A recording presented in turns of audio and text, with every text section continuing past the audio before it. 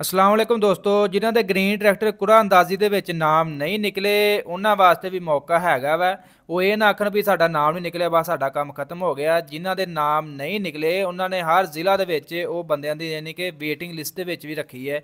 यानी कि हर जिला ਦੇ ਵਿੱਚ ਵੇਟਿੰਗ ਲਿਸਟ ਬਣਾਈ ਗਈ ਹੈ ਤੇ ਟਰੈਕਟਰਾਂ ਦੇ ਕੋਟੇ ਦੇ ਹਿਸਾਬ ਨਾਲ ਹਰ ਜ਼ਿਲ੍ਹਾ ਦੇ ਵਿੱਚ ਵੇਟਿੰਗ ਬੰਦੇ ਉਹਨਾਂ ਨੇ ਰੱਖੇ ਨੇ ਕਿ ਜਿਹੜੇ ਬੰਦੇ ਹੁਣ ਜਿਨ੍ਹਾਂ ਦਾ ਨਾਮ ਨਿਕਲਿਆ ਉਹ ਪੈਸੇ ਨਹੀਂ ਜਮ੍ਹਾਂ ਕਰਵਾ ਸਕਦੇ ਕਿ ਮਜਬੂਰੀ ਦੇ ਤਹਿਤ ਜਾਂ ਉਹ ਨਹੀਂ ਲਾਈਨਮੈਨ ਲੈਟਰ ਟਾਈਮ ਸਿਰ ਨਹੀਂ ਜਮ੍ਹਾਂ ਕਰਾਉਂਦੇ ਤੇ ਉਹਨਾਂ ਦਾ ਨਾਮ ਕੈਂਸਲ ਕਰਕੇ ਜਿਹੜੇ ਬੰਦੇ ਵੇਟਿੰਗ ਲਿਸਟ ਦੇ ਵਿੱਚ ਹੈ ਨੇ ਉਹਨਾਂ ਦਾ ਨਾਮ ਜਿਹੜਾ ਵਾ ਗ੍ਰੀਨ ਟਰੈਕਟਰ कुरा अंदाजी ਦੇ ਵਿੱਚ ਸ਼ਾਮਲ ਕਰ ਲਿਆ ਜਾਏਗਾ।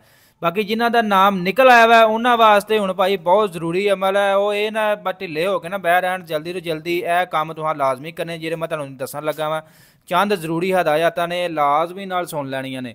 सब तो पहलां तो यह है डिप्टी डायरैक्टर ज़राअत तहसील के दफ्तर अपना लाइनमेंट लैटर जिहड़ा 15 नवंबर तक तुहां वसूल करना है। लाइनमेंट लैटर वसूल करन ते बजाते खुद तुहां जाना असली शनाख्ती कार्ड लैके, ठीक है जी।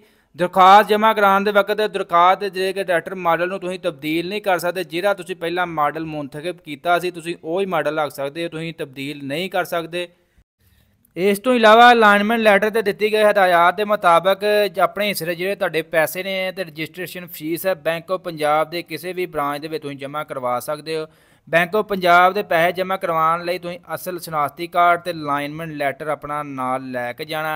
बैंक के पैसे तुम कैश भी जमा करा सकते हो तो पे आर्डर के जरिए भी चैक भी जमा करा सकते हो।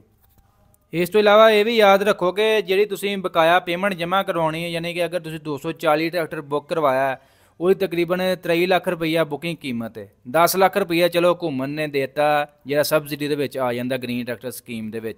बाकी 13 लाख रुपया तुम इकट्ठा जमा करवाना वा, वो तुम किस्तां नहीं कर सकते बिल्कुल इकट्ठा एकदम ही तुम जमा करवाना वा। तो यह तकरीबन 1 महीने का टाइम होना वा, उस तो टाइम तो पहला तुम अपनी पेमेंट जमा करवानी है।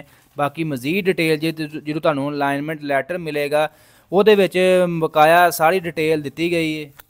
इस तो इलावा जी मजीद डिटेल यह है कि जो तुम पैसे बैंक के जमा करवा देने ने 3 ਤੋਂ 4 दिन के अंदर अंदर तुहाडी बुकिंग जी है वो तस्दीक हो जानी है।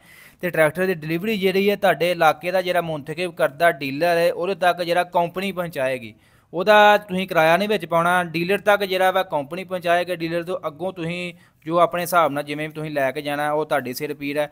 ਬਾਕੀ ਮਜ਼ੀਦ ਜਿਹੜੀ ਰਜਿਸਟ੍ਰੇਸ਼ਨ ਫੀਸ ਤੇ कुरा अंदाजी ਦੇ 30 ਦਿਨ ਦੇ ਅੰਦਰ ਅੰਦਰ ਯਾਨੀ ਕਿ 5 ਦਸੰਬਰ ਤੱਕ ਤੁਸੀਂ ਜਮ੍ਹਾਂ ਕਰਾਉਣੇ ਨੇ ਬਕਾਇਆ ਪੈਸੇ ਤੇ ਰਜਿਸਟ੍ਰੇਸ਼ਨ ਫੀਸ 5 ਦਸੰਬਰ 2024 ਤੱਕ ਤੁਸੀਂ ਜਮ੍ਹਾਂ ਕਰਾਉਣੇ ਨੇ।